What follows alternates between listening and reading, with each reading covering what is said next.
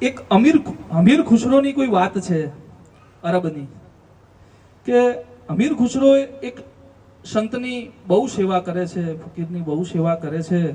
સંત કો ફકીર કો હદ में चले ओलिया, बेहद चले वो पीर, हद बेहद दोनों चले उसका नाम फकीर. એટલે એની સેવા કરતા હોય છે. એટલે એક દિવસ એના ગુરુ મહારાજ એને આદેશ કરે છે કે જા કમાવા જા. શું કરવા જા? કમાવા જા અને કમાઈને પાછો આવજે, એમ જા આદેશ છે. એટલે અમીર ખુસરો ત્યાંથી નીકળી જાય છે અને એને અરબનો ખારો સાગર પાર કરી અને કમાવા જવું પડે છે કુશા મહારાજ. અને પછી નારાયણભાઈ એને આવતા 7, 8, 10 વર્ષનો દાયકો નીકળી જાય છે. કેટલા વર્ષનો? એક દાયકો નીકળી જાય છે. એટલે એક સ્ત્રી એ ગુરુ મહારાજની સેવામાં જાય છે ને કહે છે કે મારા દીકરાના લગ્ન છે, મને કંઈક આપો ને, મારી જોડે સગવડ નથી. મારા દીકરાના લગ્ન છે ને મને કંઈક આપો, મારી જોડે સગવડ નથી. એટલે સંત કે મારી જોડે એવું કંઈ છે નહીં, પણ એક કામ કર, બહાર મોજડી પડી એ લઈ જા. મારા નાથ એ એમ કે છે કે બહાર મોજડી પડી ને એ લઈ જા.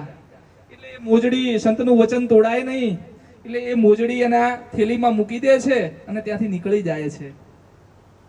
નીકળતા નીકળતા આગળ જાય, અમીર ખુસરો આવે છે. એટલે એને એટલું ધન કમાણો હોય છે કે એને અંદાજે લગભગ 13-14 ઊંટ ગાડા મંગાવવા પડે છે એને ભરવા માટે.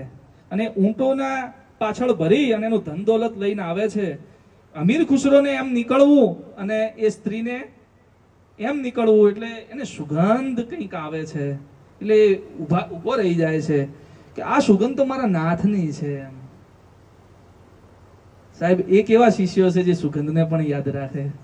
મારા નાથ, એ ગુરુ મહારાજની કેવી કૃપા છે કે સુગંધમાં ભળવું પડે તો તમે પણ સુગંધ બની જાઓ. બાપ, એકવાર ભળી તો જુઓ.